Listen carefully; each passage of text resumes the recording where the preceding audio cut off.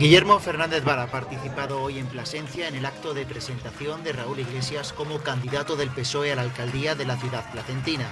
Ante unas 500 personas que han asistido a este acto en el Palacio de Congresos de Plasencia, Guillermo Fernández Vara ha destacado que la estabilidad política y social de Extremadura, unida a las características de nuestra tierra, con abundancia de sol, agua y territorio, permiten la llegada de proyectos de inversión para poder hablar de futuro a nuestros jóvenes. Porque la gente va buscando para los nuevos negocios, para las nuevas industrias, va buscando el sol y el agua. Y somos la ciudad de España, la región de España, con más horas de sol, la región de España donde hay más agua y al mismo tiempo donde hay menos contaminación.